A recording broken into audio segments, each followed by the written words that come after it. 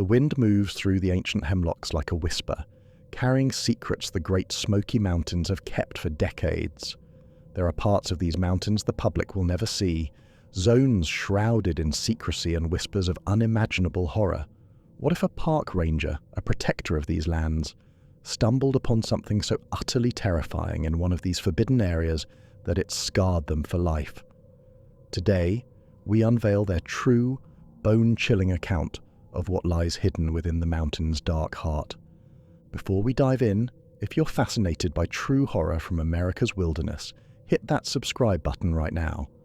We're racing to hit 1,000 subscribers by New Year's, and with daily videos bringing you the most terrifying true stories you've never heard, you won't want to miss what's coming.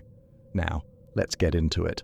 Mid-October 2018, Great Smoky Mountains National Park. The conference room at park headquarters in Gatlinburg, Tennessee, smelled of stale coffee and the kind of anxiety that settles in when people are about to discuss things they wish weren't real. Veteran Ranger Ethan Caldwell sat at the long table watching Regional Director Louise Harper arrange photographs. With the careful precision of someone handling evidence at a crime scene, he didn't know it yet, but the next hour would shatter everything he thought he knew about these mountains. Ethan had spent 18 years with the National Park Service, and the Smokies weren't just his workplace. They were woven into the fabric of who he was. Growing up in Bryson City, North Carolina, he'd hiked these mountains with his grandfather every weekend, learning to read the forest the way other kids learned to read books. His grandfather, a Cherokee man who'd worked as a guide before the park was established, had taught him which plants were edible, how to track animals by the subtlest signs, how to predict weather by the way the wind moved through the trees. Those mountains had been Ethan's classroom, his church, his therapy. After his wife Claire died in a car accident 5 years ago, struck by a drunk driver on a rainy night, coming home from her shift at the hospital, the mountains became more than sanctuary. They became survival. His daughter Kaylee was away at UNC now, 20 years old and building her own life, and Ethan had thrown himself into his work with an intensity that worried his colleagues.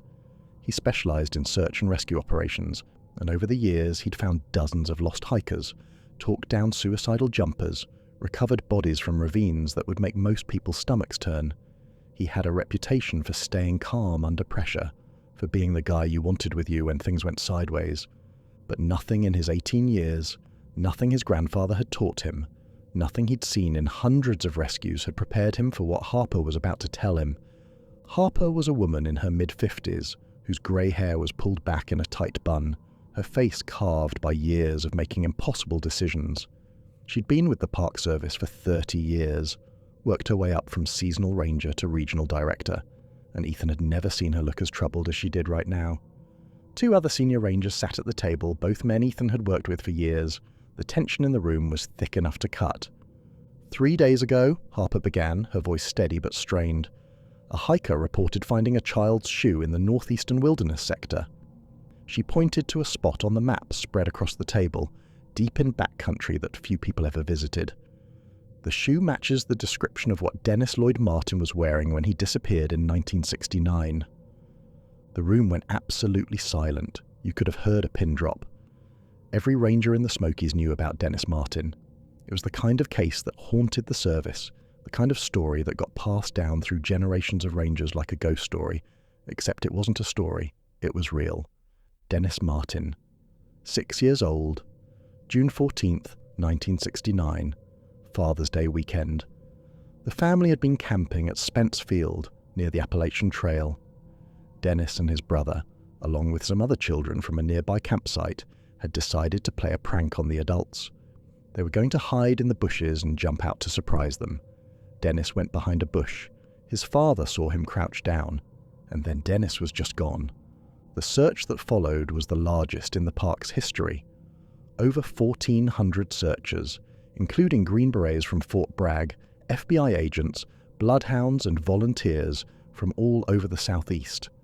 They covered 56 square miles of some of the most rugged terrain in the Appalachians, and they found nothing.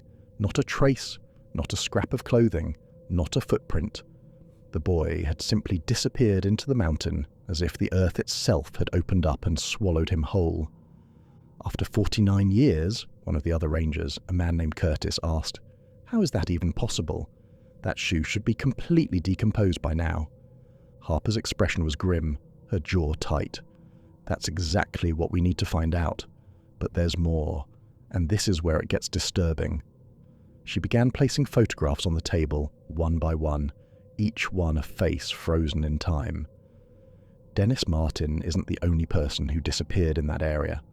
October 8th, 1976, Trenny Lynn Gibson, 16 years old. She was on a school field trip with 38 other students from Bearden High School in Knoxville. They were hiking to Andrews Bald from the observation tower area. It was a beautiful fall day, perfect weather. Trenny was described by her teachers as responsible, not the kind of kid who would wander off. She walked ahead of her group on the trail, and when they reached Andrews Bald 15 minutes later, she simply wasn't there. It's a well-marked trail. There's nowhere to get lost. But Trenny vanished. She placed another photograph. September 25th, 1981, Thelma Melton went by Polly, 58 years old, experienced hiker. She and her husband were traveling with a group of friends in their Airstream trailers enjoying retirement. They stopped at Deep Creek Campground. Polly went for a hike with some friends from the group. According to witnesses, Polly was in good spirits, walking at a brisk pace. She went ahead of the group over a small hill on a well-traveled trail. When her friends crested that same hill 3 minutes later, Polly was nowhere to be seen. They called for her. No response. They searched the immediate area. Nothing. An intensive search involving over 200 volunteers found absolutely no trace of her. Harper's hand trembled slightly as she placed the final photograph. March 2012. Derek Lueking, 23 years old, recent college graduate. His car, a blue Toyota Camry, was found abandoned at the Newfound Gap parking area. All his survival gear was still in the vehicle. His wallet, his phone, his camping equipment, everything except Derek himself.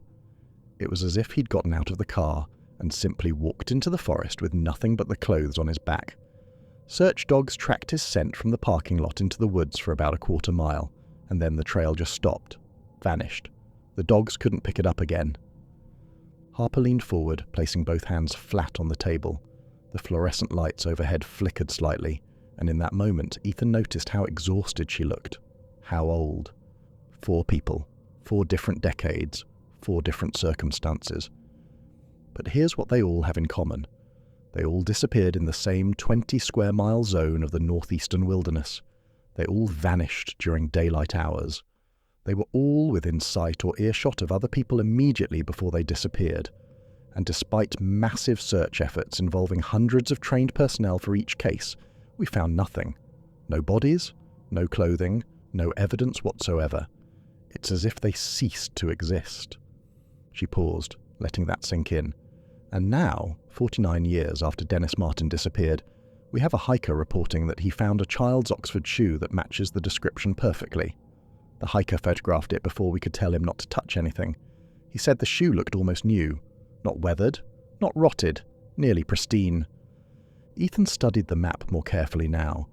The red pins Harper had placed formed a rough circle in one of the most remote sections of the park, an area that even experienced hikers rarely visited. The terrain there was notoriously brutal. Steep ravines that dropped hundreds of feet, dense rhododendron thickets that locals called hells because they were so impenetrable you could spend hours trying to move a few hundred yards. Black bears and wild boar, copperheads and timber rattlers. He'd been in that area only a handful of times in his career, always for search and rescue operations that turned up nothing, and he remembered feeling unsettled each time. The forest there felt different, quieter, wrong in a way he couldn't quite articulate even to himself. "I need someone to investigate," Harper said, her eyes moving from Curtis to the other ranger, and then finally settling on Ethan. "The location where this shoe was found is in terrain that's too difficult for most of our patrol teams. I need someone with serious backcountry experience. Someone who can handle themselves if things go sideways. Someone I trust." Ethan met her gaze.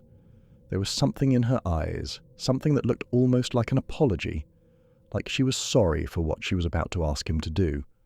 "I'll go," he said, without hesitation. It wasn't even a decision, really. It was instinct. 4 people had gone missing in that area. 4 families had spent years, decades, not knowing what happened to their loved ones. If there was any chance of finding answers, any chance of bringing closure, he had to take it. Harper nodded slowly as if she'd expected this answer but wasn't happy about it. Ethan, before you agree, there's something else you need to know. Something that's not in the official reports. She glanced at Curtis and the other ranger. The old-timers, the rangers who've been here since the 70s and 80s, some of them still around in retirement, they have a name for that area. They call it the Quiet Zone. Why? Ethan asked. Because wildlife avoids it. Experienced hunters have noted it for years. You can be tracking a deer, and the moment it crosses into that zone, it changes direction. Birds don't sing there. Even insects seem scarce. And there have been reports over the years from rangers and hikers of compasses malfunctioning in that area. The needles spin. Won't settle on north. Curtis snorted. Come on, Louise. Magnetic anomalies aren't exactly, I know how it sounds, Harper cut him off. But there's more. Before this land became a national park, before the government relocated all the families who lived in these mountains, the Cherokee people who'd been here for thousands of years had their own name for that area. They wouldn't hunt there, wouldn't travel through it if they could help it. There's an old legend. Ethan felt a chill run down his spine, remembering stories his grandfather had told him around campfires when he was young. Stories he'd dismissed as folklore meant to scare children into being careful in the woods. What kind of legend? Harper's expression was troubled. The Cherokee believed that certain places in these mountains were thin places, places where the boundary between this world and something else was permeable. They said if you heard singing in those mountains, beautiful singing that seemed to come from nowhere and everywhere at once, you didn't follow it. You turned around immediately, and you left. You didn't question it. You didn't investigate. You just left. The room was silent for a long moment. Curtis looked skeptical, his arms crossed. The other ranger, a younger guy named Tim, looked uncomfortable. Ethan felt something twist in his gut. His grandfather had told him a similar story once. They'd been hiking near Klingman's Dome, and the old man had stopped suddenly, tilted his head like he was listening to something. Then he'd turned around and led Ethan back the way they'd come, moving fast. When Ethan asked why, his grandfather had said, "Some places aren't meant for people." The old ones knew this. We've forgotten, but the mountains remember. You're not seriously suggesting, Curtis started. I'm not suggesting anything, Harper said firmly. I'm telling you what the indigenous people who lived in these mountains for thousands of years before we got here believed. And I'm telling you that people have been disappearing in that zone since we started keeping records. Probably long before that. She pulled a thick file from her briefcase and slid it across the table to Ethan. This is everything we have on the 4 cold cases. Dennis Martin, Trenny Gibson, Polly Melton, Derek Lueking. Read it. Memorize it. And Ethan, I want you to take a satellite phone. That entire area is a dead zone for cell service. Regular radios don't work right there either. Too many ridges and valleys. Ethan picked up the file, feeling the weight of it in his hands. When do I leave? Wednesday morning. First light. Harper's expression was grave. Get in, find that shoe, document everything you find and get out before dark. I don't want you camping in that area. I don't want you there overnight, in and out, understood? Understood. And Ethan? Harper's voice dropped lower. Stay on the established trails. Don't go off exploring. Don't investigate anything that seems unusual. Just find the shoe, photograph it, mark the GPS coordinates, and come home. We'll send a full team with proper equipment if we need to do a more thorough investigation. The meeting ended shortly after, and Ethan spent the rest of Monday and all of Tuesday immersed in the case files. He read every report, every witness statement, every search log. He studied maps until he could see them when he closed his eyes, and the more he read, the more disturbed he became.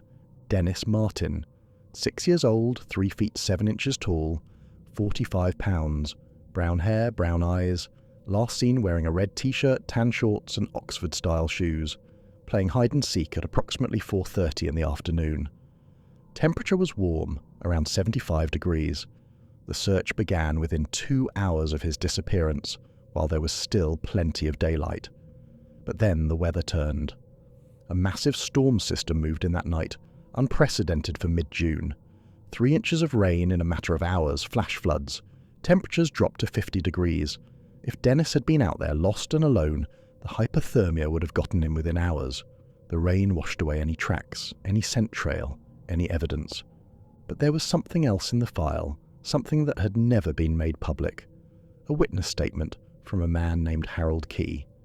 Key and his family had been hiking in the area that afternoon. About an hour after Dennis disappeared, roughly 5 miles from the disappearance site, Key reported seeing what he described as a rough-looking man moving through the woods. The man was described as unkempt, shaggy, wearing torn clothing. Key said the man appeared to be carrying something over his shoulder, something wrapped in cloth or clothing, and that cloth was red, the same color as Dennis Martin's shirt. Park Rangers and the FBI had investigated this lead extensively.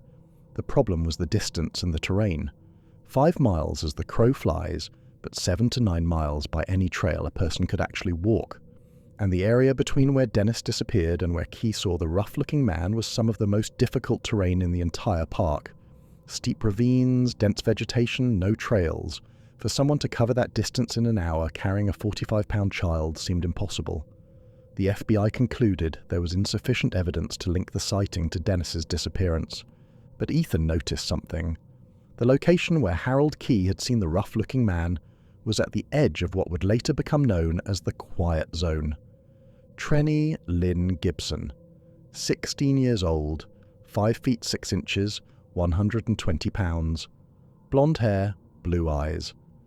Last seen wearing a blue blouse, blue and white striped sweater, borrowed brown plaid jacket, blue jeans, and blue Adidas sneakers. Also wearing an expensive diamond ring and a star sapphire ring.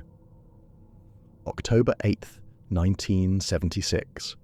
It was a Friday, beautiful autumn weather, peak fall colours.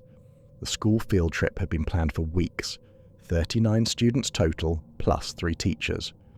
According to the statements, Trenny had been in good spirits that day.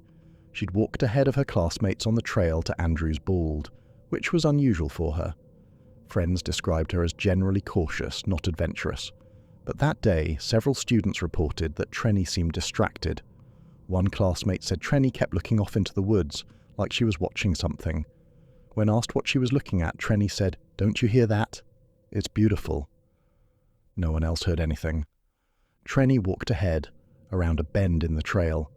When the rest of the group came around that same bend less than 5 minutes later, Trenny was gone. The trail there was narrow, bordered by steep slopes on both sides. There was nowhere to go, nowhere to hide. But Trenny had vanished. The search was extensive. The weather was perfect for searching. No rain, good visibility, mild temperatures. Search dogs were brought in within hours. They picked up Trenny's scent on the trail, followed it for about 50 yards past where she was last seen, and then the trail just stopped. The dogs couldn't find it again. It was as if Trenny had been lifted into the air and carried away. Ethan read the family statements with a heavy heart. Trenny's parents, Hope and Robert Gibson, had been devastated. Their marriage fell apart within 2 years. Each blamed the other, though for what, Ethan couldn't imagine. How do you blame someone for a mystery that has no explanation? Trenny's younger sister Tina had eventually told investigators she believed Trenny had run away. The Gibson household had been strict, religious with a lot of rules. Tina thought Trenny had seized an opportunity to escape, to start a new life somewhere else. But if that were true, why had Trenny never contacted anyone? Why had there never been a single confirmed sighting in the 42 years since her disappearance? And why had she left all her belongings, including her purse with $40 in it, back on the bus? Polly Melton, 58 years old, 5 feet 11 inches, 180 pounds, brown eyes, red hair going grey, last seen wearing hiking clothes and an expensive diamond ring. September 25th, 1981, Friday afternoon. Polly and her husband were part of a group of retirees travelling together in Airstream trailers, living the dream of seeing America in their golden years. Polly was described as experienced, fit for her age, familiar with the trail. She'd hiked the deep creek area before. That afternoon, she'd set out with 3 friends for a moderate hike. About 2 miles in, Polly started walking faster than the others. Her friends called after her to slow down, but Polly said she wanted to keep her heart rate up, that she'd wait for them at the next overlook. She went over a small rise in the trail, and that was the last time anyone saw her. When her friends reached the top of that rise 3 minutes later, they expected to see Polly waiting at the overlook just ahead. The overlook was visible from where they stood maybe 200 yards away. Polly wasn't there. They called for her. Nothing. They hurried forward, thinking maybe she'd twisted an ankle, fallen somehow, but there was no sign of her anywhere. The search for Polly Melton involved over 200 volunteers and lasted for weeks. Nothing was found. No trace. But there was a strange detail that Ethan found in the supplementary reports. 3 months after Polly disappeared, a check made out to her was cashed at a bank in Knoxville. The bank teller who processed the transaction was shown a photo of Polly and said she couldn't be certain, but she thought it might have been the same woman. The signature on the back of the check was analysed by handwriting experts and deemed consistent with Polly's known signature. So had Polly run away? Started a new life? But if so, why had she only cashed 1 check? Why had her bank account, which had over $15,000 in it, never been touched again? Why had she never contacted her husband, who by all accounts she'd been happily married to for 35 years? And why had there never been another confirmed sighting? The more Ethan read, the more questions he had, and the fewer answers. Derek Lueking, 23 years old, 5 feet 10 inches, 160 pounds, brown hair, green eyes. Last seen March 14th, 2012. Wednesday morning. Derek had graduated from Appalachian State University the previous May with a degree in environmental science. He'd been working odd jobs, living with his parents in Murphy, North Carolina, trying to figure out what to do with his life. On March 14th, he told his parents he was going hiking in the Smokies for a few days, needed to clear his head and do some thinking. His car was found at Newfound Gap on March 16th, after his parents reported him missing when he didn't come home. Everything was still in the vehicle: his wallet, his phone, his camping gear, including his tent, sleeping bag, food and water. The only thing missing was Derek himself. Search dogs tracked his scent from the parking lot into the woods, heading northeast. The trail was faint but detectable. The dogs followed it for approximately a quarter mile, and then it simply ended. Not faded, not scattered by water or wind. It just stopped, as if Derek had ceased to exist at that exact spot. One detail caught Ethan's attention. 2 days before Derek disappeared, he'd posted something on his Facebook page. Just a few words. Sometimes you hear something calling and you have to answer. 3 of his friends had commented, asking what he meant. Derek never responded. Ethan closed the file late Tuesday night and sat in his small cabin just outside the park, staring at the wall. 4 people, 4 decades, 4 disappearances that made no logical sense, and now a shoe that shouldn't exist. He thought about calling Kaylee, hearing her voice, but it was late and she had exams coming up. He didn't want to worry her. Instead, he packed his gear carefully, methodically. 3 days of food and water, though he planned to be back by dark.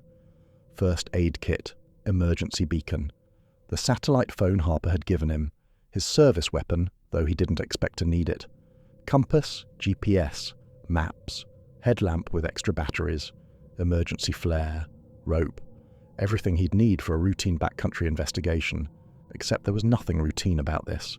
He barely slept that night. When he did, he dreamed of his grandfather, the old man standing at the edge of a dark forest shaking his head. In the dream, Ethan could hear singing.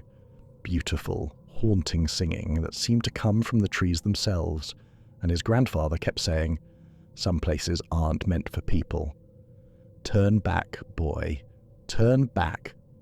Wednesday morning arrived cold and grey, the kind of October day where mist clings to the mountains like a living thing, never quite lifting. Ethan met Harper at headquarters at 5:30.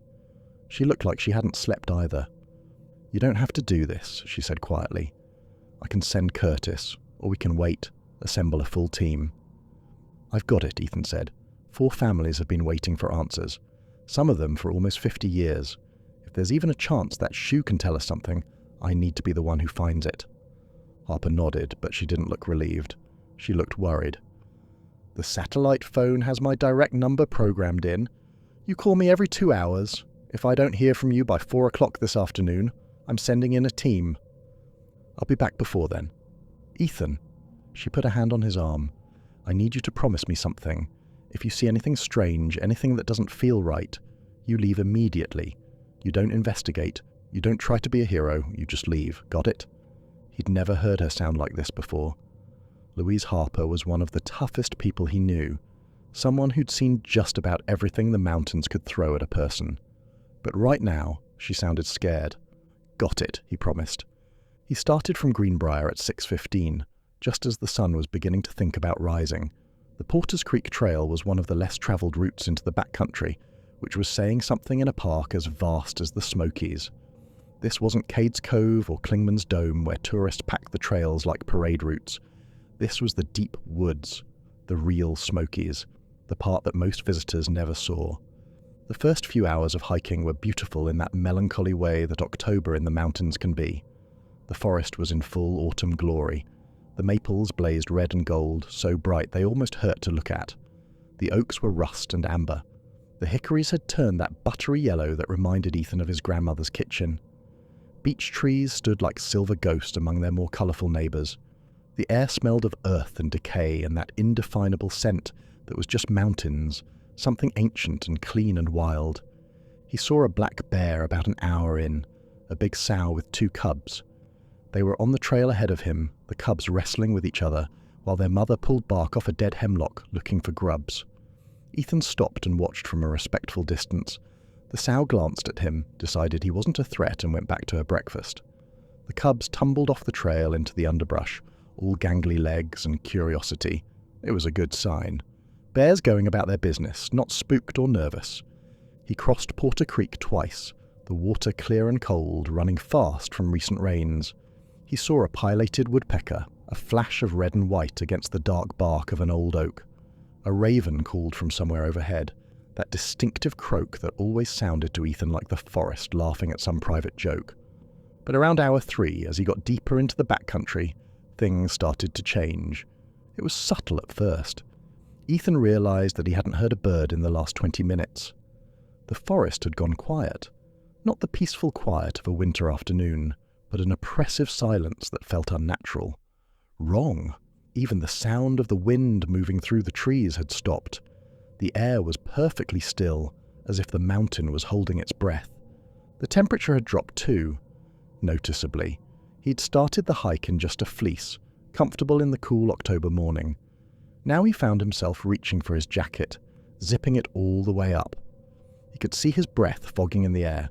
His thermometer read 48 degrees. It had been at least 60 when he'd started. He checked his compass, an old brass one his grandfather had given him. The needle was spinning slowly, unable to settle on north. He stopped, held the compass level, waited. The needle just kept turning in lazy circles as if magnetic north had ceased to exist.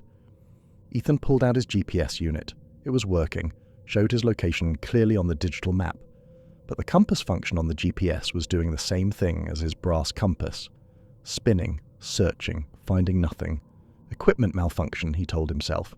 Magnetic anomaly in the rocks. There are iron deposits all through these mountains. Nothing supernatural. Just geology. But every instinct he'd honed over 18 years as a ranger was screaming at him to turn around. He pressed on.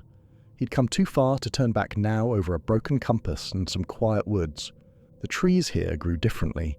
He'd noticed it before on his previous trips to this area, but now it seemed more pronounced. The trunks were twisted, leaning at odd angles, as if they'd grown trying to bend away from something. The bark was grey and peeling, diseased-looking. Many of the trees were hemlocks, and Ethan knew that the entire hemlock population in the Smokies was dying from an invasive insect called the woolly adelgid. But these trees looked wrong in a different way. The bark wasn't just damaged by insects. It was scarred. Deep gouges ran down the trunks, parallel marks that looked almost like claw marks but were too large, too deliberate. The rhododendron grew thick on both sides of the trail here, creating walls of vegetation that blocked his view. The leaves were a dark, waxy green, and they grew so dense that Ethan couldn't see more than a few feet into the undergrowth. He felt claustrophobic, even though he was outdoors in millions of acres of wilderness. And then he saw the first marker. It was an old wooden post about 4 feet tall, hand-carved from what looked like oak. Someone had planted it beside the trail and carved a date into the wood with a knife. 1969. Ethan stopped, his heart rate picking up. He pulled out his camera and photographed the marker from multiple angles. This wasn't official Park Service. This wasn't on any map. Someone had placed this here and carved that date. The year Dennis Martin disappeared. He continued forward, his senses on high alert now. 100 yards later, he found another marker. 1976. The year Trenny Gibson vanished. Another 100 yards, another marker at 1981, Polly Melton. And finally, about 50 yards further, 2012, Derek Lueking. Someone had been here. Someone had marked the years of the disappearances. But who? And why? And when? The wood was weathered, but not rotted. These markers had been placed within the last few years, not decades ago. The trail was becoming less defined now, overgrown in places, marked only by occasional cairns of stacked stones. Ethan followed it deeper into the wilderness, checking his GPS frequently to make sure he was heading toward the coordinates Harper had given him. And then the trail opened into a clearing, and Ethan stopped dead. The clearing was roughly circular, maybe 30 feet across, surrounded by massive hemlocks. These trees were ancient, their trunks so wide it would take 3 or 4 people linking hands to reach around them. They had to be at least 300 years old, maybe older. They formed a natural cathedral, their branches interlocking overhead, blocking out most of the sky. In the center of the clearing was a flat rock, roughly rectangular, about 6 feet long and 4 feet wide. It looked like a natural formation, but something about its placement seemed deliberate, as if it had been moved there intentionally. The surface was smooth, worn by weather and time, and on that rock, arranged with careful precision, were items that made Ethan's blood run cold. A child's Oxford shoe, small, worn, but clean, far too clean for something that had been in the elements for 49 years. The leather was scuffed but intact. The laces were still tied. It looked like a shoe that had been taken off recently, not something that had been weathering in the mountains for half a century. Next to the shoe, a blue Adidas sneaker, woman's size. The 3 white stripes on the side were still visible. The blue fabric was faded but not rotted. It matched the description of what Trenny Gibson had been wearing. A diamond ring. The stone caught what little light filtered through the trees, throwing tiny rainbows across the rock's surface. Polly Melton had been wearing an expensive diamond ring when she disappeared. A car key fob. Toyota symbol clearly visible. Black plastic, a little scuffed. The kind that would have come with a 2010 or 2011 Camry. Derek Lueking's car had been a blue 2011 Toyota Camry, but there were 2 other items on the rock that weren't from any of the known cases. A small doll, the kind from the 1950s. It was made of porcelain or ceramic, with a crack running across its pale face. It wore a faded blue dress, and a man's wedding band. Gold. Simple. Ethan picked it up carefully, turned it over. Engraved on the inside, Forever, 1947. This wasn't just evidence from the 4 known disappearances. This was a collection spanning decades. Trophies taken from people who'd gone missing in these mountains. How many more were there? How many cases that were never reported, never investigated? Ethan's hands shook as he pulled out his camera and began photographing everything. The rock, the items, their arrangement, the clearing, the trees. He documented it all, taking dozens of shots from every angle. This was a crime scene. Evidence. But evidence of what? A serial killer who'd been operating in these mountains for decades. Some kind of cult, or something else. Something his rational mind refused to consider. He used his GPS to mark the exact coordinates, then called Harper on the satellite phone. "Ethan?" She answered on the first ring. "Status?" "I found it," he said, trying to keep his voice steady. "The shoe, and a lot more. Louise, this is bigger than we thought. There are items here from multiple people, not just the 4 we know about." There was a long pause on the other end. "What kind of items?"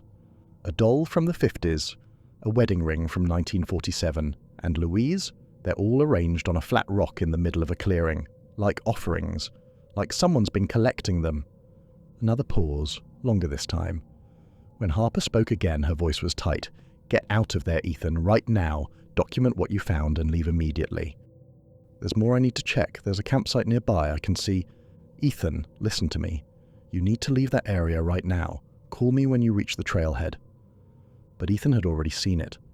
Behind the clearing, partially hidden in a thick tangle of rhododendron, was a tent, and not an old, abandoned tent.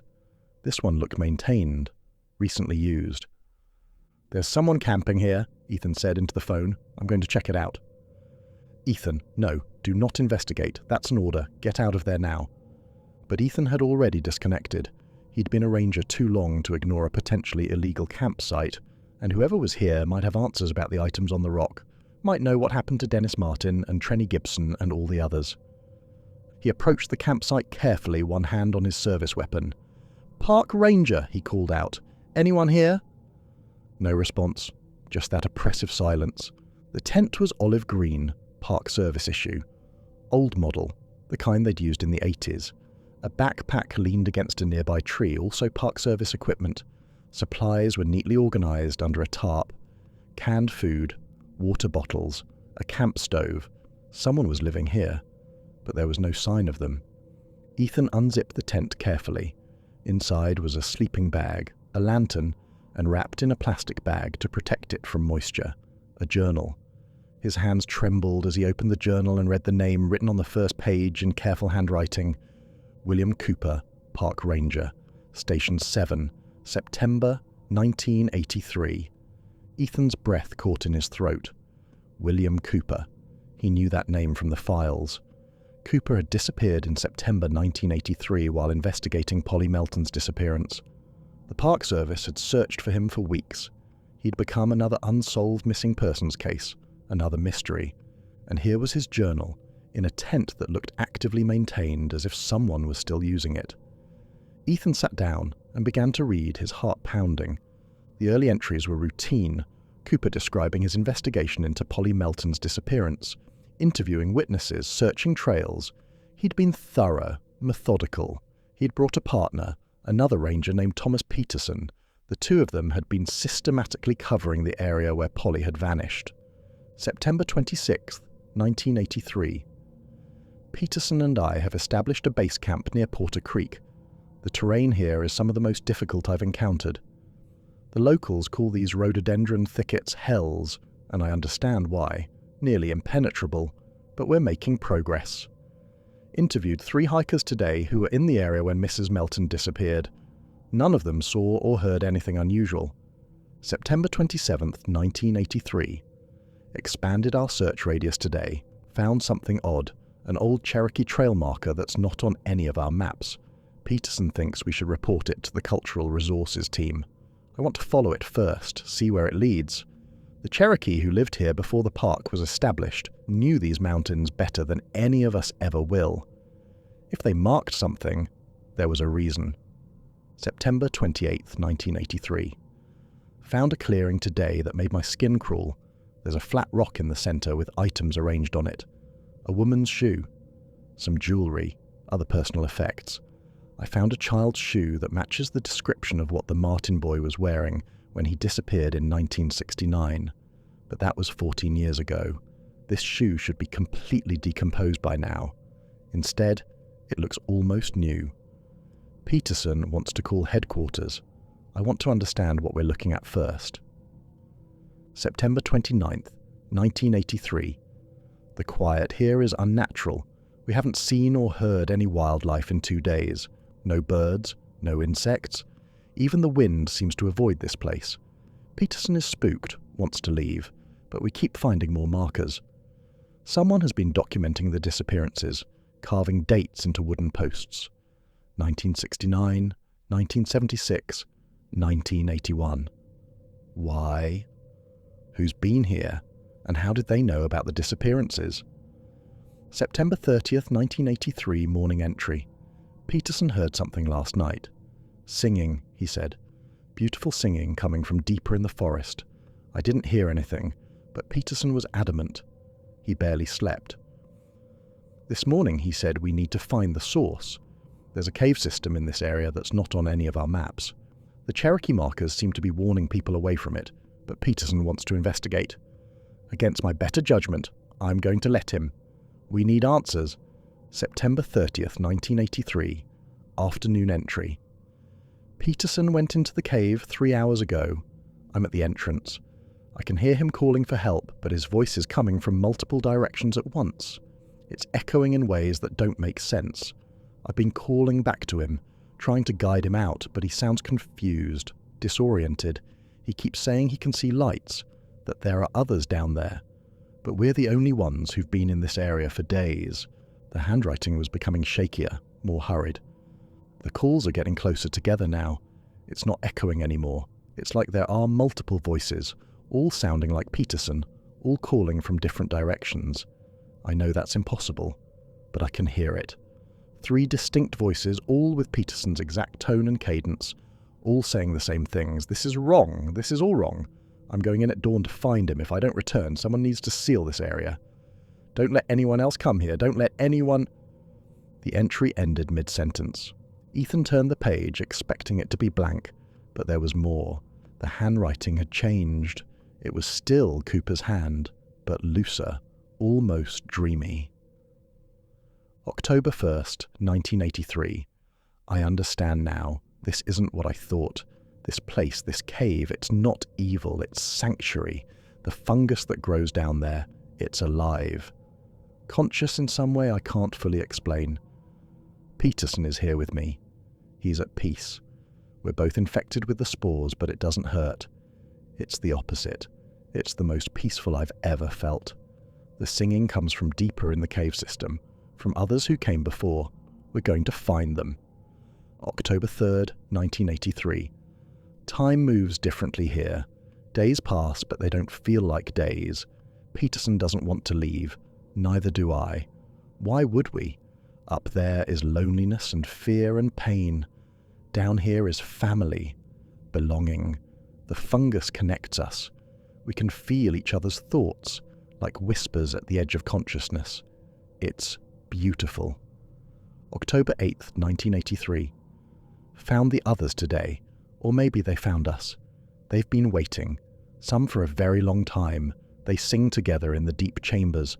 The fungus keeps them alive, keeps them young. Time means nothing here. Age means nothing. Pain means nothing. We're all family now. October 15th, 1983.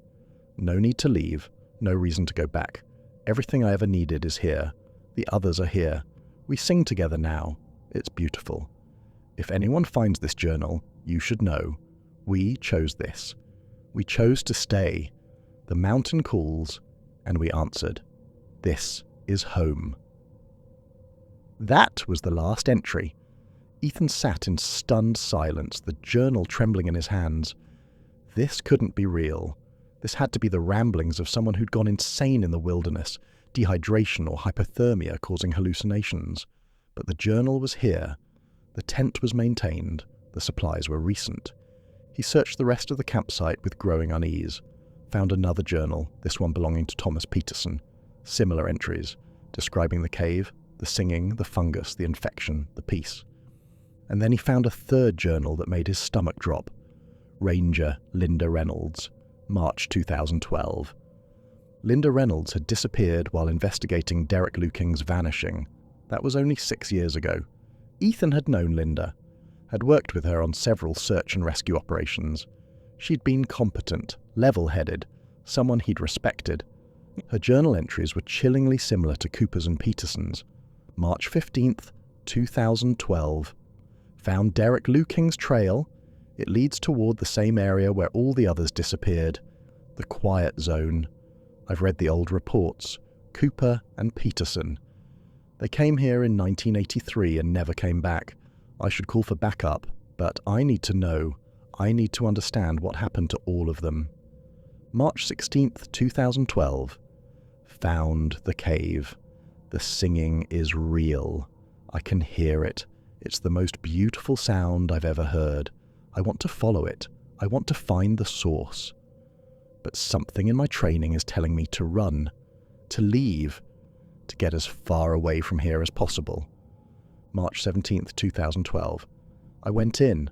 I couldn't help myself. The singing was too beautiful to resist, and I found them. Oh God, I found them. They're alive down there, all of them. Cooper and Peterson, and others, so many others. They're covered in some kind of bioluminescent fungus. It grows from their skin. But they're alive. They're conscious.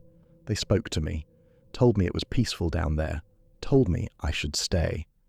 March 18th, 2012. I can feel it now, the spores. I've been breathing them. They're in my lungs, in my blood, changing my thoughts, making me feel calm, making me think that staying here would be a good idea. I need to get out. I need to leave before it's too late, but part of me doesn't want to leave. Part of me wants to go back down into the cave, wants to join them. March 19th, 2012. I understand now. They don't take people. People come willingly. The singing isn't a lure. It's a symptom, the fungus. We've all been breathing it since we entered the quiet zone. It makes you want to stay. It makes you want to go deeper. I can feel it in my thoughts, making me think this is where I belong. If you're reading this and you can still think clearly, run. Don't breathe deeply. Get out of the quiet zone as fast as you can. Get out before. The entry stopped mid-word, and then, in handwriting that was noticeably different, looser and dreamier. March 20th, 2012. I'm not leaving. Why would I leave? This is home now. Derek is here. He found the cave 2 days before I did. He's at peace. We all are. The forest provides. The fungus connects us. We're never alone here. Never lost. Never afraid. This is where we were always meant to be. That was the final entry. Ethan stood up so fast he knocked over the lantern. His heart was pounding, adrenaline flooding his system. This was insane. This was impossible. But 3 separate rangers, spanning nearly 30 years, had written almost identical accounts. A cave, singing, fungus, infection, and the missing people, alive somehow, preserved in the darkness. He needed to leave, right now. Call Harper. Get a full team with hazmat gear and proper equipment. This was way beyond a single ranger investigating a found shoe. But even as he thought about leaving, even as his rational mind screamed at him to get out of there, another part of him was curious, was drawn.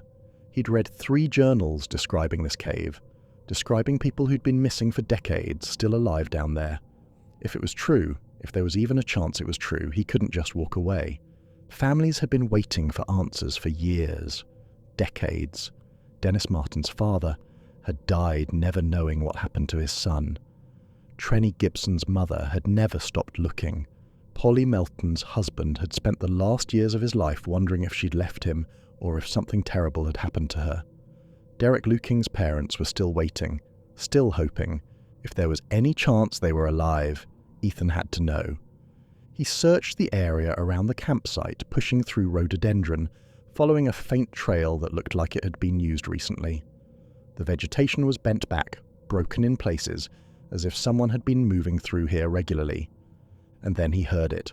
Water. The sound of a small waterfall, hidden somewhere in the dense vegetation ahead. Ethan forced his way through the rhododendron, branches scraping his face and arms, and emerged beside a small waterfall that dropped about 15 feet over a moss-covered rock face. The water was crystal clear, creating a curtain of mist where it hit the pool below. And behind the waterfall, barely visible through the moving water, was a dark opening in the rock. The cave. Ethan stood at the edge of the pool, staring at that dark opening, and every single instinct he'd honed over 18 years as a ranger, every bit of survival wisdom his grandfather had taught him, every rational thought in his head was screaming at him to turn around and leave. But he didn't. He checked his watch, 11:45. Plenty of daylight left. He had his headlamp, his GPS, his satellite phone. He was equipped for cave exploration. He'd done it before on search and rescue operations. This was no different. Except it was. It was completely different, and he knew it. Ethan pulled out the satellite phone and called Harper. "Ethan," she answered immediately. "Talk to me." "I found journals, 3 of them, Cooper, Peterson and Linda Reynolds. They all describe finding a cave in this area. They all describe going inside and finding the missing people, still alive. Ethan, listen to me very carefully. You need to leave that area right now, this instant. Don't investigate anything else. Don't look for any cave. Just leave." "Louise, if there's any chance they're alive..." "They're not alive," Harper's voice cracked, something Ethan had never heard before. "Ethan, please, I'm begging you, leave now. I'll send a full team. We'll investigate properly, but you need to get out of there. I'm just going to take a quick look, document what I find, then I'll come back." "Ethan, don't..." He disconnected the phone and turned it off. He'd deal with Harper's anger later. Right now, he had a job to do. He approached the waterfall carefully, testing the rocks to make sure they were stable. The opening behind the water was just large enough for a person to fit through if they crouched down. Fresh scratches marked the rocks around the entrance. Someone had been here recently, multiple times based on the wear. Ethan turned on his headlamp, adjusted his pack, and entered the cave. The temperature dropped immediately. It felt like stepping into a walk-in freezer. His breath fogged in the beam of his headlamp. Cold air flowed up from the depths of the cave, steady and strong, like the mountain was breathing. The passage was tight at first, forcing him to crouch, his pack scraping against the ceiling. The rock here was limestone, smooth and wet, carved by water over millions of years. His footsteps echoed oddly, the sound seeming to travel ahead of him and bounce back from unseen depths. After about 20 feet, the passage opened up into a larger tunnel, high enough that Ethan could stand upright. The walls were smooth and curved, like the inside of a tube. Water had definitely carved this passage, though it was dry now except for occasional puddles and the constant dripping that echoed through the darkness. Ethan moved deeper, his headlamp cutting through the blackness. The beam revealed the tunnel stretching ahead, curving slightly to the left, descending at a gentle slope. And then he started seeing them, personal items, scattered on the cave floor like breadcrumbs leading deeper. A wallet, the leather cracked and dry. He picked it up carefully and opened it. The driver's license inside showed a man named Richard Holden, age 42, from Charlotte, North Carolina. The license had expired in 1977. A hairbrush with long brown hair still tangled in the bristles. A watch, the crystal cracked, the hand stopped at 4:23. More items the deeper he went. A woman's jacket, a pair of glasses, a child's toy truck. Clothing, some of it rotted and falling apart, some of it newer, relatively intact. And then he found the backpack with the faded Park Service patch. He opened it carefully. Inside was a radio, dead, a water bottle, a first aid kit, and a name tag. Ranger Thomas Peterson. Peterson had been here, had dropped his pack here. But where was he? The tunnel continued deeper, the temperature dropping further until Ethan could barely feel his fingers. His breath came out in thick clouds. He estimated he was at least 100 feet underground now, maybe more. The tunnel was still descending. The sound was changing too. It wasn't echoing right. When he scraped his boot against the floor, the sound seemed to be absorbed by the walls rather than bouncing back. It was like the cave was swallowing sound, dampening it, muting everything. And then he saw the symbols. They were carved into the limestone walls running along the tunnel at about waist height. Ethan had seen plenty of Native American pictographs in his years with the Park Service, but these weren't like any he recognized. They weren't geometric, they weren't representational, they were organic, flowing, almost like they'd grown rather than been carved. They looked more like roots or veins than language, but they were deliberate, intentional, and they seemed to be pointing deeper into the cave, leading him forward like arrows. Ethan photographed them, his hands shaking from cold and something else. Something that felt like fear but was mixed with a strange curiosity, a compulsion. Part of him wanted to turn back, wanted to get out of this cave and never return. But another part, growing stronger with each step, wanted to keep going, wanted to see what was deeper in the darkness. He pressed on. The tunnel began to widen, the ceiling rising higher and higher until his headlamp couldn't reach it anymore. The beam just disappeared into blackness above. And then the walls started to glow. At first, Ethan thought his eyes were playing tricks on him. But no, there was definitely a faint luminescence coming from the walls. Blue-green, soft and pulsing, like a heartbeat. He moved closer, examining the rock surface. It wasn't the rock that was glowing. It was something growing on the rock. Fungus, or something like fungus. It covered the walls in patches, spreading across the limestone like moss, giving off that soft bioluminescent glow. It was beautiful, alien, and wrong. Ethan touched it carefully with one gloved finger. It was soft, slightly spongy and cool to the touch. The moment he touched it, the glow intensified slightly, pulsing brighter, and he could have sworn he felt something.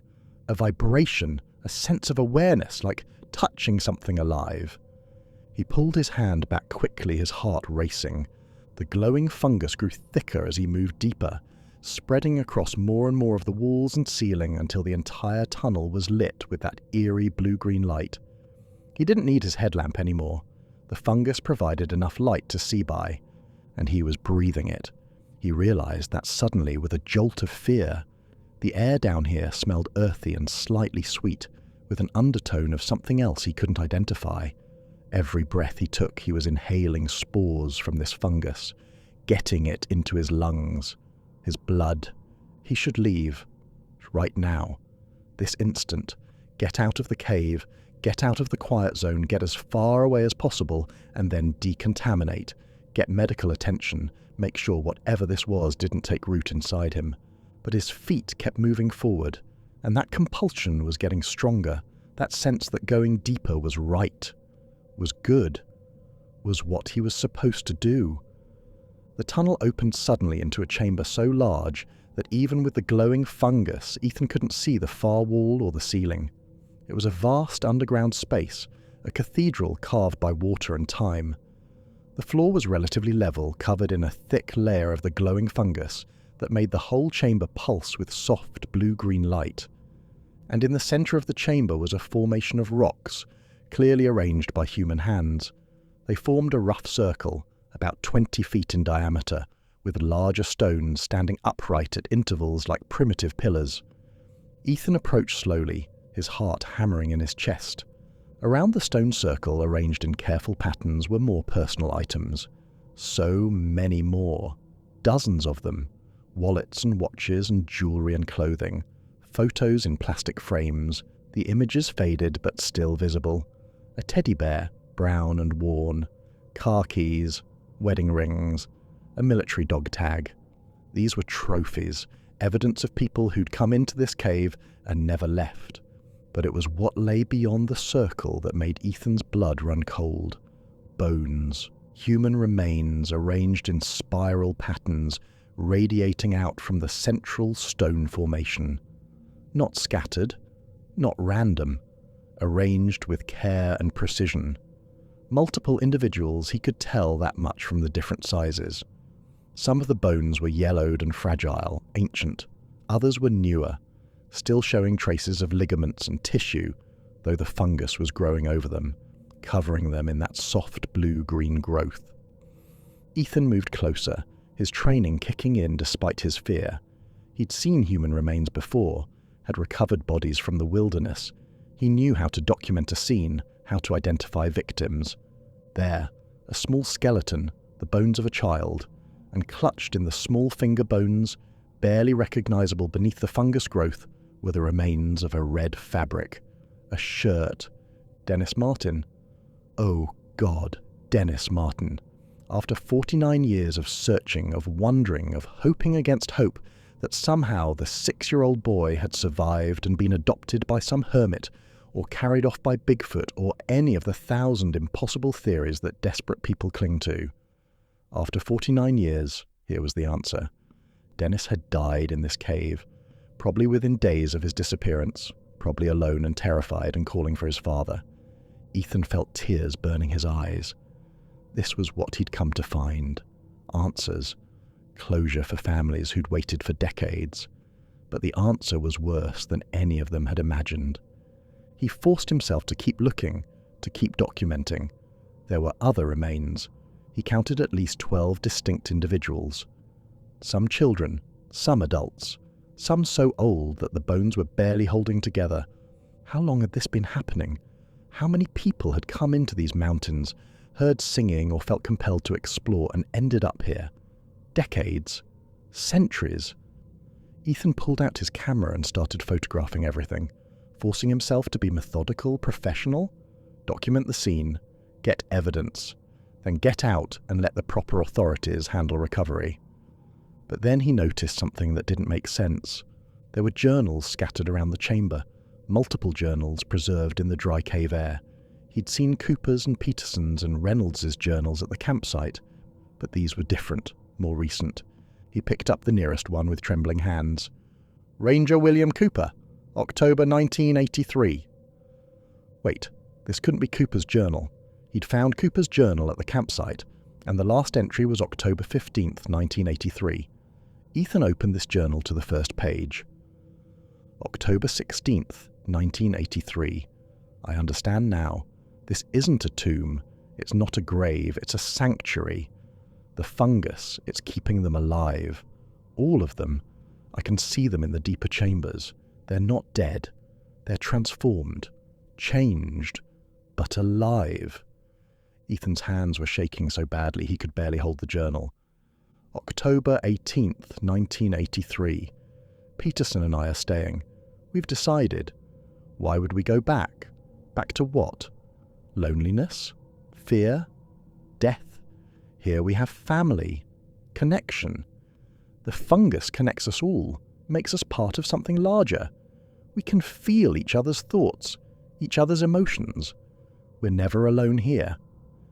He flipped through the pages, more entries spanning weeks, then months. The handwriting changed gradually, becoming looser, more flowing. December 25th, 1983, celebrated Christmas with the others today, or what they tell me was Christmas. Time is different here. The fungus slows it somehow. We don't age, we don't decay, we just are, forever. It's beautiful. The final entry was dated June 14th, 1984, exactly 15 years to the day after Dennis Martin disappeared. The boy is here, little Dennis. He's been here all along, in the deepest chamber. He never died. The fungus found him that first night when he was lost and cold and scared. It took him in, kept him warm, kept him alive. He's still 6 years old, still the little boy his father was looking for, still playing, still laughing. He'll never grow old, never die, never suffer. The forest took care of him, just like it's taking care of all of us. Ethan dropped the journal like it had burned him. This was impossible, completely impossible. The fungus couldn't keep people alive, couldn't stop aging, couldn't preserve them for decades. Could it? He grabbed another journal. This one belonged to Thomas Peterson. Similar entries, describing life in the caves, describing the others who were there, describing how peaceful it was, how beautiful, how right. Another journal. Ranger Linda Reynolds. Entries from 2012 onward, describing the same things, the fungus, the others, the peace, the belonging. Ethan stood in the center of that vast chamber, surrounded by bones and journals and evidence of something that should not exist, and he felt his mind trying to reject what he was seeing. This couldn't be real. This had to be mass hysteria, multiple rangers hallucinating, suffering from exposure or mineral poisoning or something rational and explainable. Except for one thing, the bones were real, the fungus was real, the cave was real, and then, from somewhere deeper in the cave system, echoing through passages he couldn't see, came a sound that made every hair on Ethan's body stand on end. Singing. Beautiful, harmonious singing, multiple voices blending together in perfect unity, creating a melody that had no words but conveyed emotion. Longing, belonging, home. It was the most beautiful sound Ethan had ever heard, and the most terrifying, because he recognized one of the voices. It was young, male, and it was singing a melody that Ethan knew, a theme song from a video game called Skyrim that had come out in 2011. Derek Lueking had been a gamer. His Facebook page had been full of gaming references, which meant Derek was down here, somewhere in these caves, and he was alive, singing. Ethan stood frozen, torn between every instinct he had. His training said you don't abandon people. You don't leave someone behind if there's any chance they're alive. His duty as a ranger, his oath to protect and serve, it all said he had to investigate, had to find Derek, had to find any survivors and get them out. But another part of him, the part that had kept him alive through 18 years of dangerous work, the part that was his grandfather's voice in his head, was screaming at him to run, to get out of this cave as fast as possible, to leave and never come back. And there was a third voice now, a new voice, soft and seductive and growing stronger with each breath he took. A voice that said going deeper was right, that the singing was beautiful and he should follow it, that whatever was down there wanted to meet him, wanted to welcome him, wanted him to join them. That was the fungus. He realized it with crystal clarity. The spores he'd been breathing since he entered the quiet zone, getting more concentrated the deeper into the cave he went. They were in his blood now, in his brain, affecting his thoughts, making him want to stay, making him want to go deeper. Just like they'd done to Cooper and Peterson and Reynolds and God knew how many others. Ethan bit down on his tongue, hard enough to draw blood. The pain cut through the fog in his mind gave him a moment of clarity. He had to get out. Right now, while he still could, before the fungus got too deep into his system, before he lost the ability to choose. But the singing was so beautiful, and part of him desperately wanted to know, wanted to see, wanted to understand. He looked at the journals scattered around the chamber, at the bones arranged in their spiral patterns, at the glowing fungus pulsing on the walls like a heartbeat, and he made a decision that he knew he might regret for the rest of his life. He took the deeper passage. Ethan told himself he was just going to look, just going to see if there were survivors, just going to verify what the journals described so he could report back with accurate information. He told himself he was in control, that he could turn back any time, that he was just doing his job. He knew he was lying to himself. The tunnel descended steeply, the glowing fungus growing so thick on the walls that the passage was lit as bright as twilight. The air grew warmer here, humid, with that sweet earthy smell growing stronger. Every breath he took felt thick, almost liquid, as if he was breathing in more than just air. The singing grew louder, more distinct. He could make out individual voices now, at least 6 or 7, maybe more, all singing in perfect harmony, a wordless melody that seemed to resonate in his chest, in his bones. It was calling to him, inviting him, welcoming him home. And part of him, growing larger with each step, wanted to answer that call. The passage opened into another chamber, smaller than the first, and Ethan's headlamp illuminated a sight that would haunt him for the rest of his life. They were alive, people, human beings, sitting against the walls of the chamber, their bodies covered in the glowing fungus like a second skin, not moving, not reacting to his light, just sitting there, breathing and singing. Ethan's light fell on the nearest figure. A man, maybe in his 20s, long hair, long beard, both covered in fungus. His eyes were open but glazed, unfocused, the pupils dilated so wide that the irises were barely visible. His skin was pale, almost translucent, with visible veins beneath carrying blood that glowed faintly blue-green.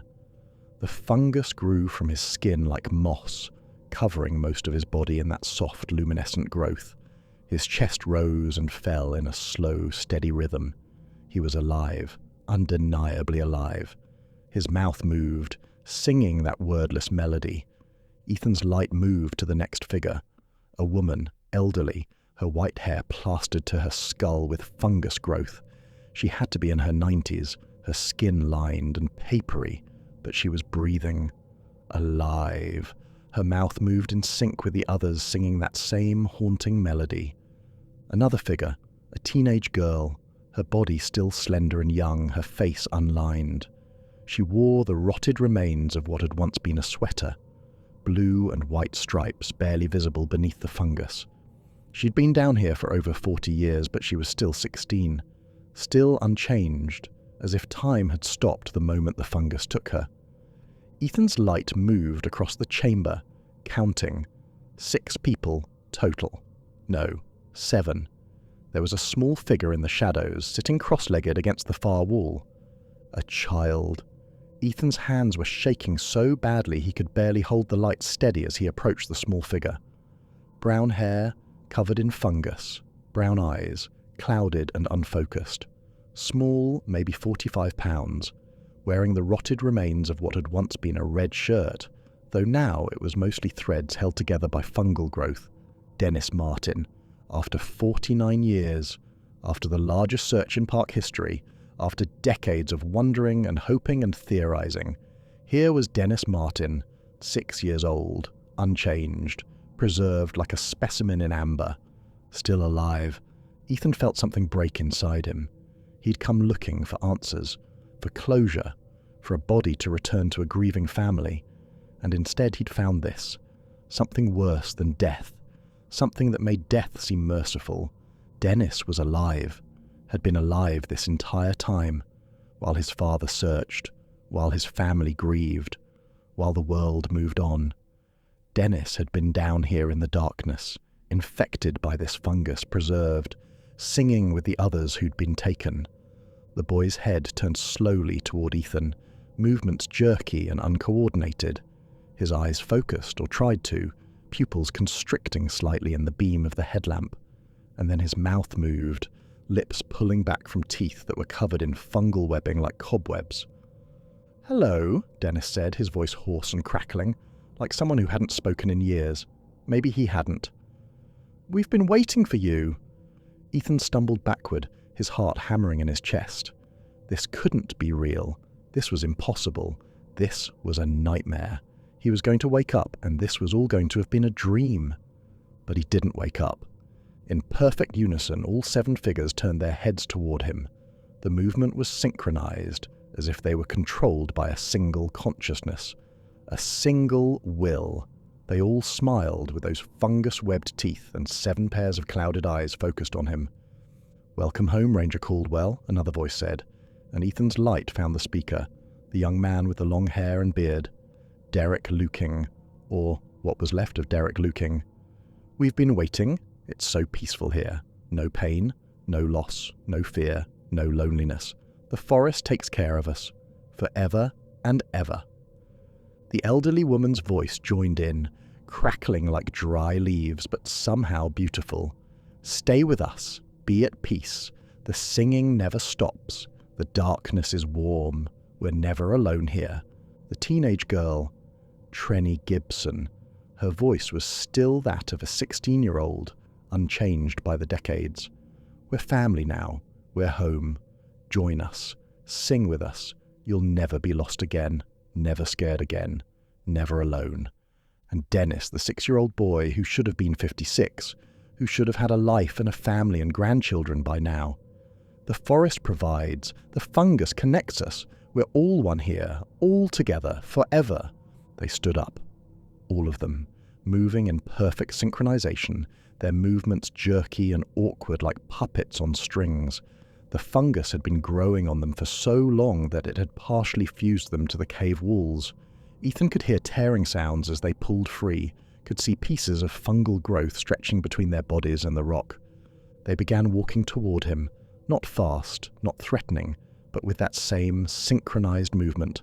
All 7 of them, moving as one, their hands outstretched in invitation, beckoning him to join them, to sit down, to let the fungus take him, to become part of their eternal family.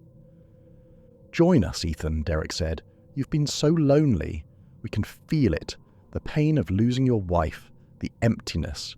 Here you'll never feel that again. Here you'll be complete."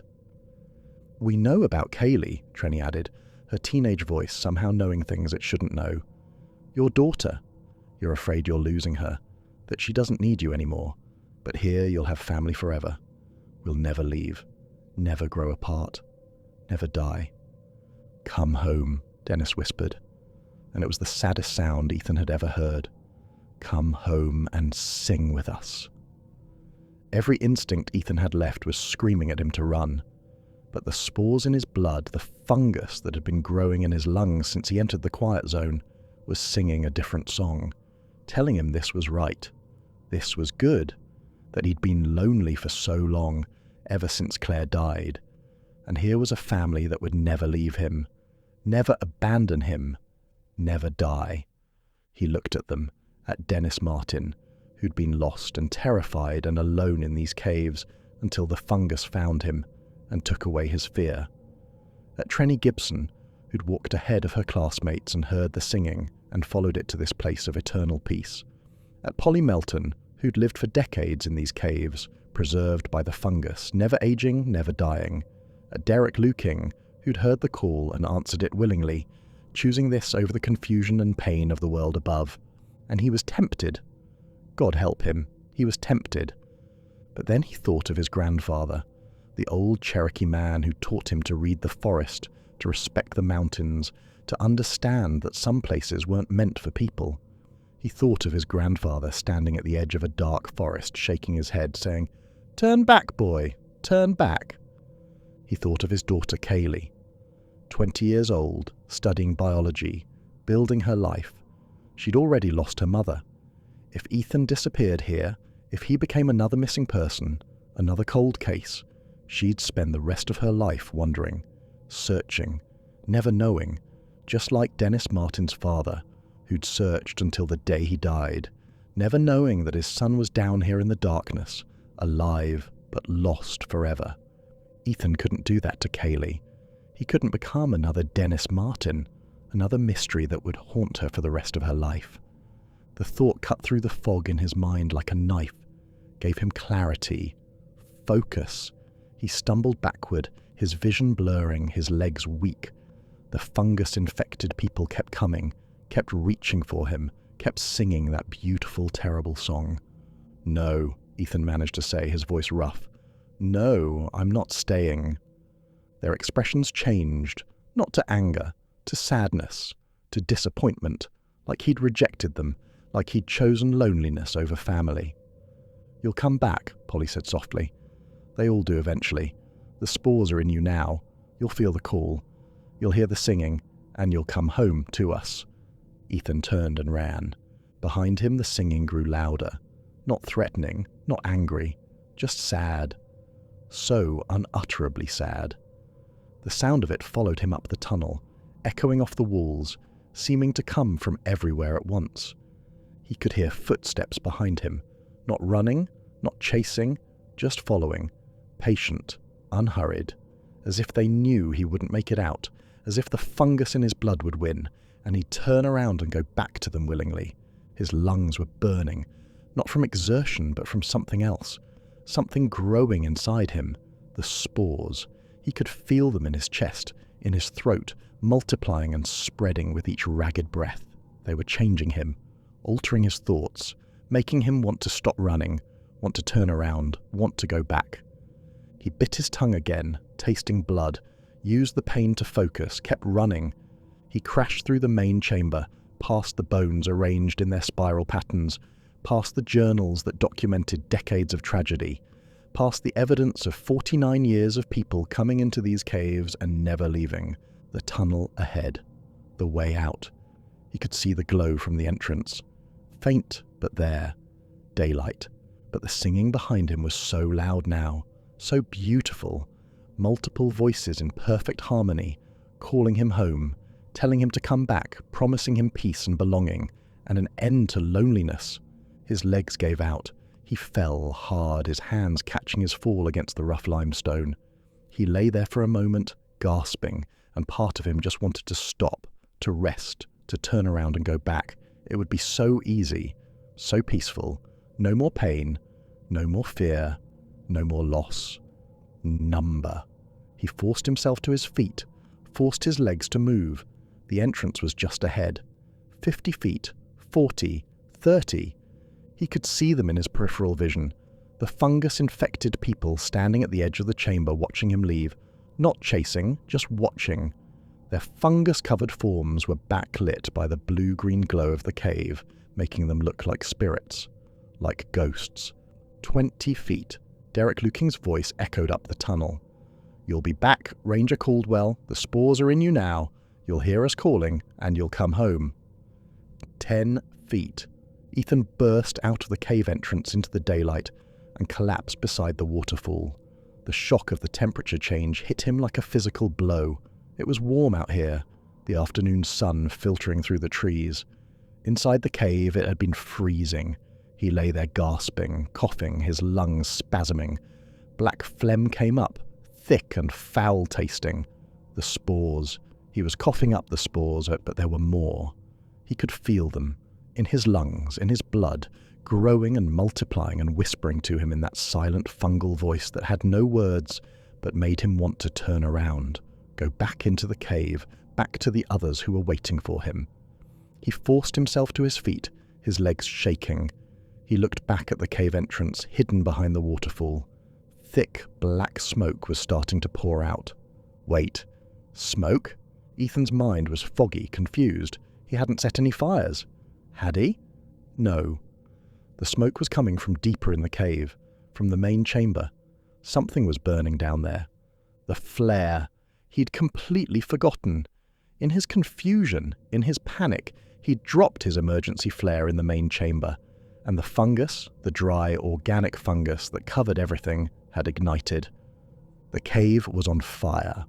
For a moment, backlit by the flames spreading through the cave system, Ethan saw them.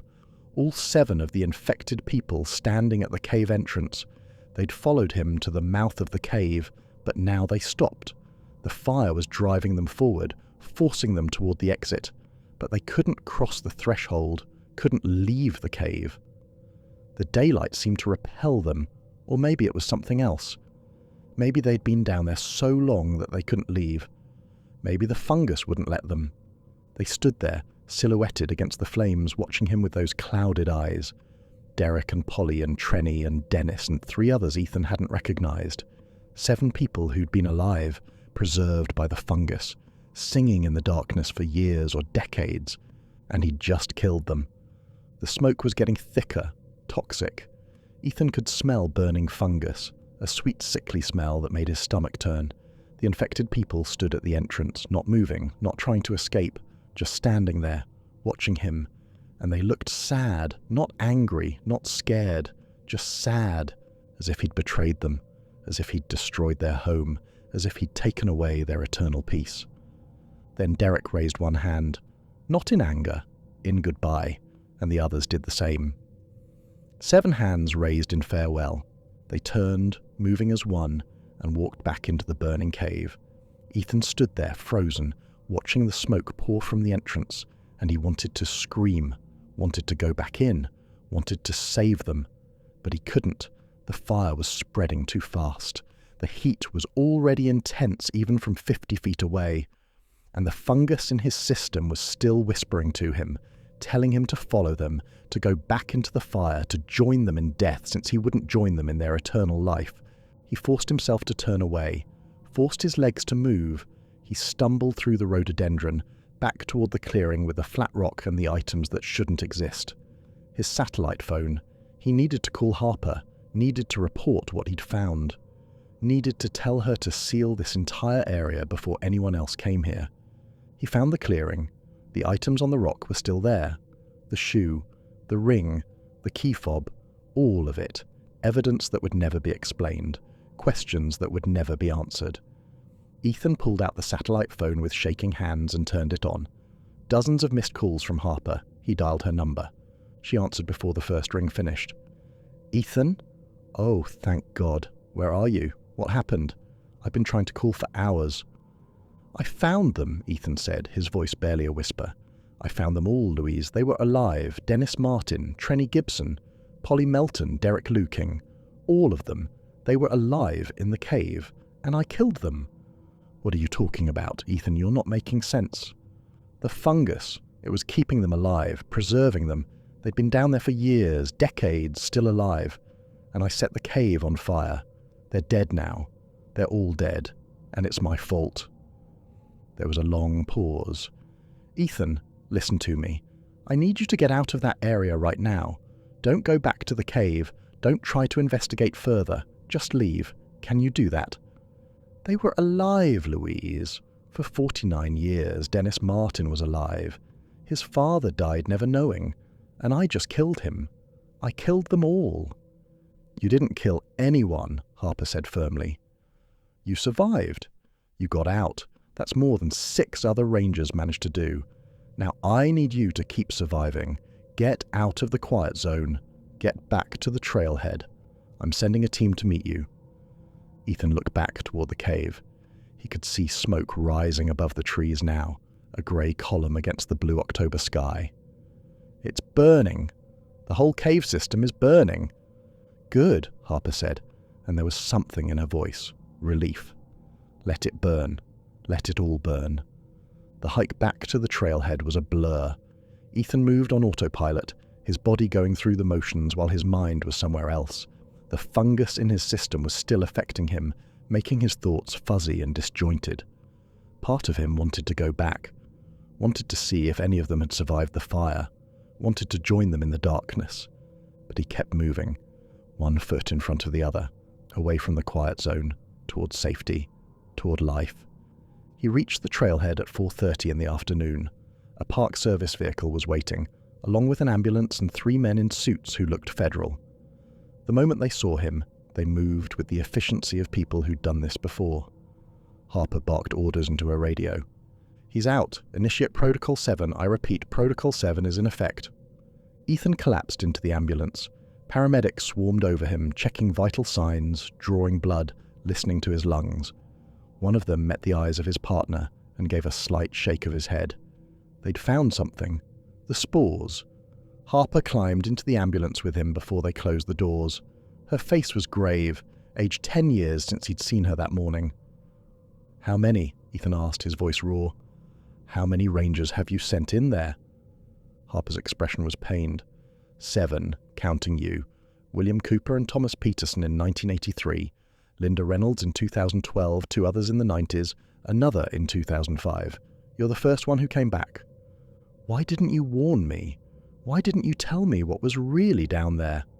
Because if I had, you wouldn't have gone. Or you would have gone in convinced it was a death sentence, and that mindset would have killed you. I needed you to go in as a ranger, not as a soldier. To investigate, not to fight, she paused. And I needed to know if there was any way to save them. Any way to bring them back. There isn't, Ethan said flatly. The fungus changes them, preserves them but changes them. They're not human anymore. They're part of it. Part of some kind of hive consciousness. And they're all dead now. I burned them. You did them a mercy, Harper said quietly. What they were going through down there, that wasn't life. That was something worse. You ended it. The ambulance started moving, taking him away from the mountains he loved, away from the place that had nearly become his tomb. Through the window, he could see smoke still rising from the northeastern wilderness, thicker now. The fire was spreading through the cave system, burning away 49 years of tragedy. Are they really dead? Ethan asked. Or can the fungus survive the fire? Harper was silent for a long moment. The fire will burn for days, maybe weeks. The cave system is massive. We'll seal the entrance when it's safe. Pour tons of concrete, reinforce it with steel, make sure nothing gets out.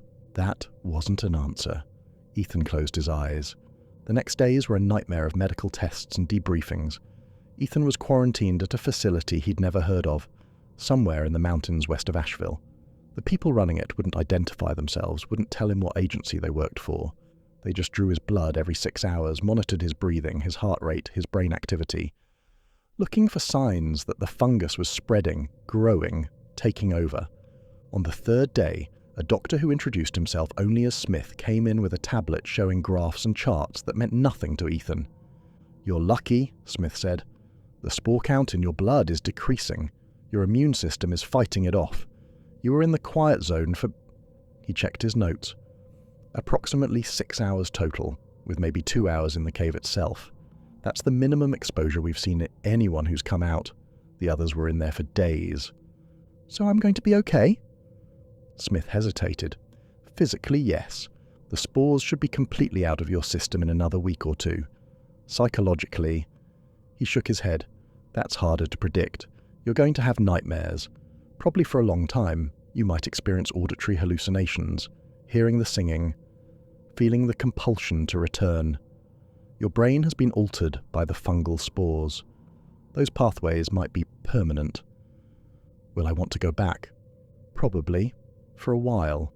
The compulsion should fade as the spores leave your system. But Mr. Caldwell, you need to understand something. Under no circumstances can you return to that area. Ever. Even if the compulsion becomes overwhelming, the fungus remembers you now. You've been exposed. If you go back, you won't come out again. Ethan nodded, but inside he was terrified, because part of him, a growing part, already wanted to go back, wanted to return to the caves, wanted to join the others in their eternal song. Even though they were dead now, burned, the cave sealed, part of him still wanted to go home. By Friday, October 19th, the fire in the cave system had burned itself out. The temperature readings from the seismic sensors had returned to normal. The smoke had stopped. Whatever had been down there was dead now, reduced to ash. A federal team descended on the northeastern wilderness. Ethan watched from headquarters as helicopters flew in equipment, as trucks rolled up old logging roads. They worked fast and efficiently, people who'd clearly done this before. By Sunday evening, the cave entrance was sealed. Tons of concrete poured into the opening, reinforced with steel bars strong enough to hold back a bomb blast. Official signs were posted around the perimeter. Geological instability. Area closed. No trespassing. The entire 20-square-mile zone was quietly removed from park maps. Not officially closed, just gone. Erased. As if it had never existed. The trails leading in were left to grow over.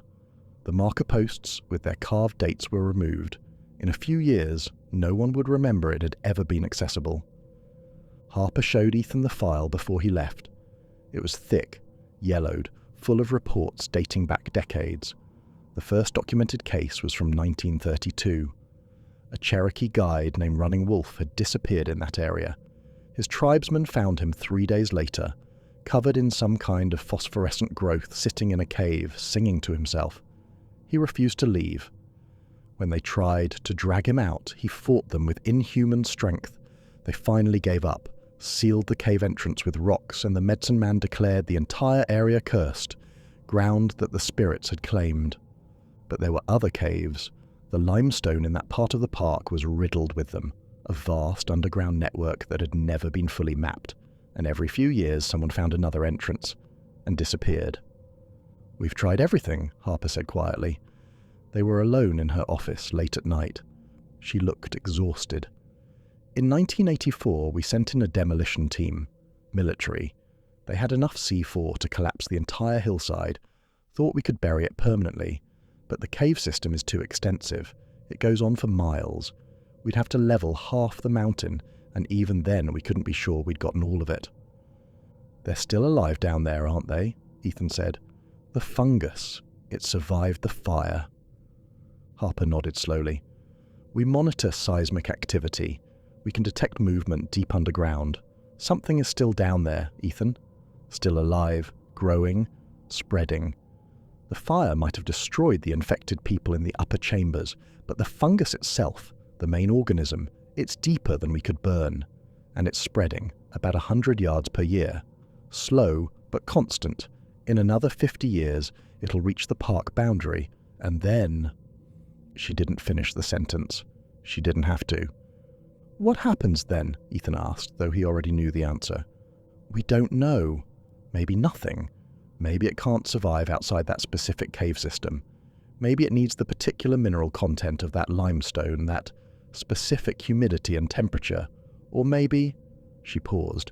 "Maybe it starts spreading through other cave systems, through groundwater, through the soil, and in 100 years the entire Appalachian region could be infected." Ethan felt cold despite the warm office. Has anyone told the CDC, FEMA, someone? The CDC knows, so does Homeland Security and half a dozen other agencies you've never heard of. This isn't new, Ethan. This organism has been here for thousands of years, maybe tens of thousands. It's older than humans in these mountains, and it's patient. "What about the families? Dennis Martin's family, Trenny Gibson's mother, Derek Lueking's parents. Don't they deserve to know?" Harper's expression was pained. "What would we tell them? that their loved ones were alive but infected by an alien fungus that kept them preserved in a cave, singing for decades, that we burned them alive to prevent the infection from spreading. How do you tell a mother that her 6-year-old son was alive for 49 years, trapped in the darkness, and you killed him? But they'd have closure. They'd know what happened. Would they? Or would they just have new nightmares? Ethan, I've thought about this for years. Every time we lose someone in that zone, I think about calling the families, telling them the truth. But what good would it do? The official story is that their loved ones died of exposure or accident or misadventure in the wilderness. That's tragic, but understandable. The truth is so much worse. Some mysteries are better left unsolved. Ethan wanted to argue, but he couldn't, because she was right. What would he tell Dennis Martin's surviving family members? That Dennis had been alive this entire time, 6 years old forever, singing in a cave with other fungus-infected people? That his consciousness had been absorbed into some kind of hive mind? That he died in a fire that Ethan had started? No. The official story was better, kinder, even if it was a lie. Ethan was given 3 months medical leave and mandatory psychiatric evaluation. He lied to the psychiatrist, a kind woman named Dr. Chen who specialized in trauma.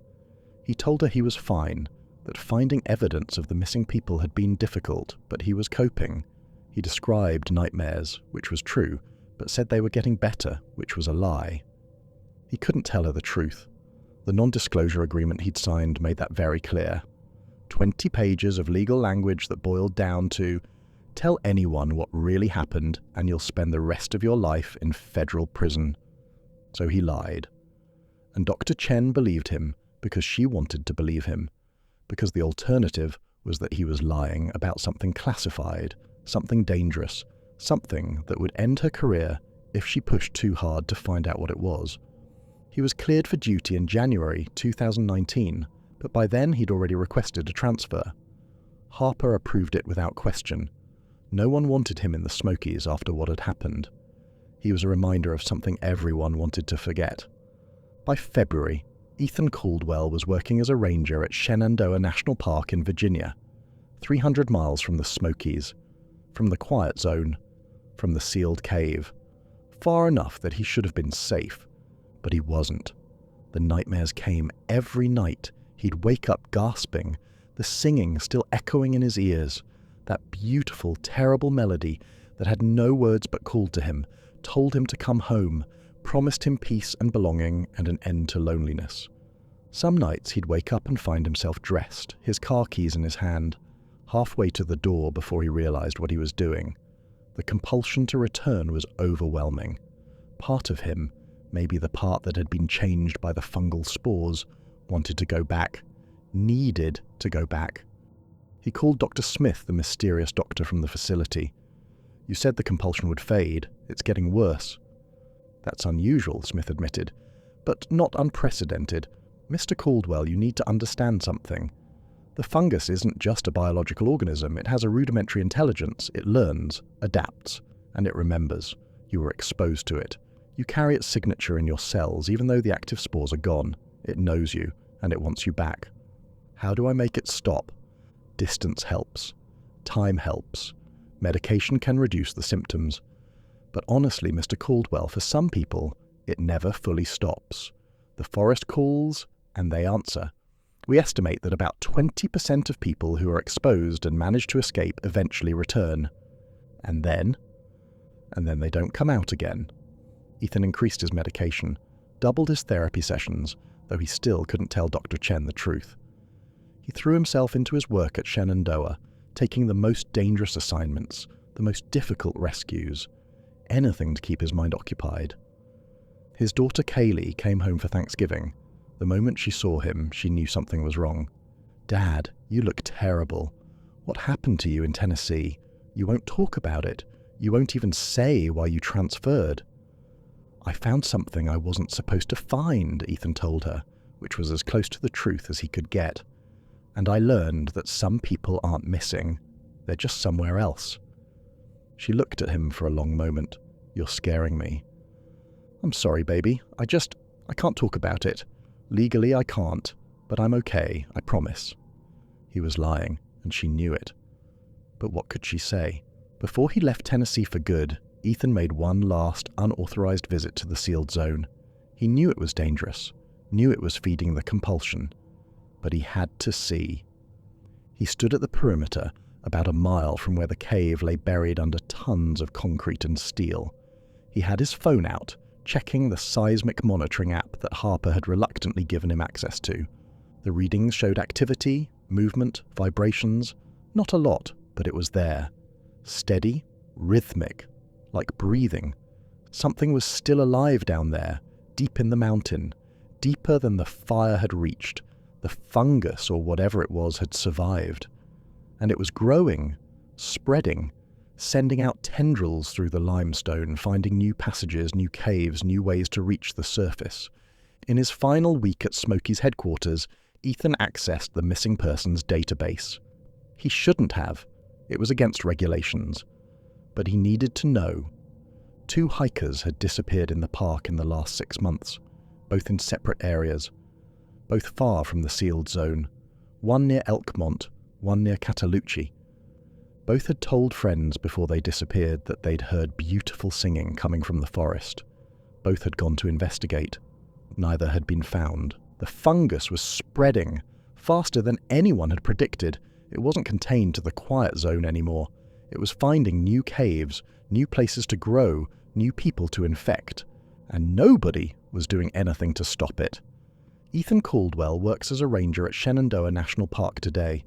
He never speaks about what happened in October 2018.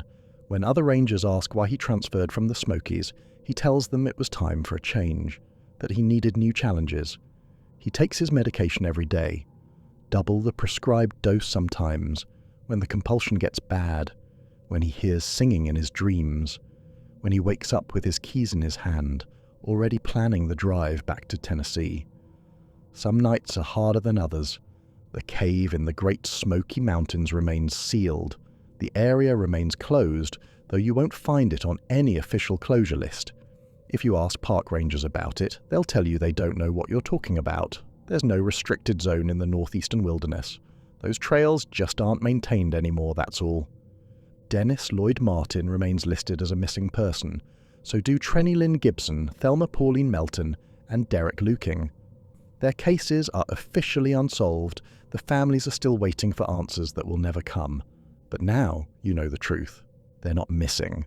For 49 years, they were exactly where they wanted to be, deep in the mountain, in the darkness, covered in glowing fungus that kept them alive and singing, connected to each other, part of something larger, never alone, never afraid, never dying. Until the fire, and now they're at peace. The real kind, not the twisted fungal version, just peace. Or at least, that's what Ethan tells himself on the nights when he can't sleep. When he hears their voices calling to him across 300 miles, when the compulsion gets so strong that he has to physically restrain himself from getting in his car and driving south. Because deep down, in the part of him that was changed by the spores, he knows something that terrifies him. The fungus is still there, still growing, still singing, still waiting, and it remembers him. Someday, maybe he'll go back. Someday when the compulsion becomes too strong to resist. When the singing in his dreams becomes so loud that he can't ignore it anymore. When the loneliness of his life above ground becomes too much to bear. The forest calls, and eventually everyone answers. And every year, more hikers disappear in the Smokies. 1 or 2, sometimes more. They wander off trail, following a sound only they can hear. Beautiful singing echoing through the trees, promising them peace, belonging, home, and they're never seen again. Last month, 3 hikers went missing in 3 different parts of the park, all within a week of each other. All reported hearing singing before they vanished. Search teams found nothing, no tracks, no evidence, just like all the others. The fungus is spreading faster now, finding new caves, new victims, growing stronger, and there's nothing anyone can do to stop it. If this story sent chills down your spine, smash that subscribe button.